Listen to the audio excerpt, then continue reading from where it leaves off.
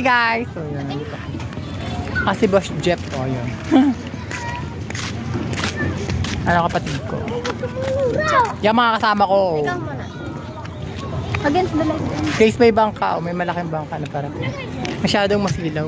Makulimlim siya pero masakit mata. Hindi naman, tanguan tayo. Ayan guys. Nandito ako sa Taal Lake. Masilaw siya, matakot sa mata. So yun guys. Hindi naman siya nag-aalburuto. So sa mga nagsasabi na pumutok ang bulkan ngayon, so fake news. So kalmado po yung bulkan. So ayan guys. Marami pang naliligo eh. Ayan oh, kita nyo nasa likuran ko ang daming naliligo. So gusto rin namin maligo pero wag na lang, bibili pa kami ng ulam. Then uuwi na din maya maya. Picture taking. Kapatid ko. Tapos ito pa yung isda oh. Kala mo maganda. Ay sorry. So ayan guys. O diba, nandito ako sa bayan ng Balete guys. O. Ang ganda ng tubig. Yan yung bulkan guys. O. Actually, mahamog pa rin siya. Wala naman siyang usok. Then marami pa namang naliligo. O. Paboritong liguan ng mga bata. O diba. Kaya mga kasama ko, mga kapatid ko, si Boss Jeff, may namimingwit. O. Ito ang lake niya guys. Yan, oh, diba?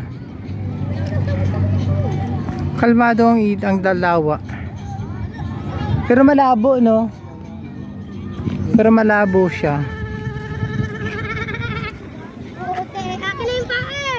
So, ayan guys, yung update natin ngayon sa Taal Volcano. So, tahimik naman, safe naman siya ngayon. So, sana tuloy-tuloy na yung pagiging kalmado niya. So, ayan o, dahil naliligo. O, diba? Sarap lang maligo guys. Masarap na talaga maligo ngayong araw. So ayan guys. Lake to guys ng Talbol ng Balete, ng Taal Volcano. Lake ng Taal Volcano at dito ako ngayon sa Balete. So ayan guys. Yan yung update natin ngayon. So nakapag-vlog na ako dito dati pero hindi siya buo. Tanda ko pa, tinalo na rin. Yun isda. Ang ganda na pamilya. Hi so, ayan guys. So. Hi ka. Yan, may sumisid. Ano ba? Ayan sila. Oh, diba? Damat mo. So yun guys. So dito na lang. Thank you guys. Babush.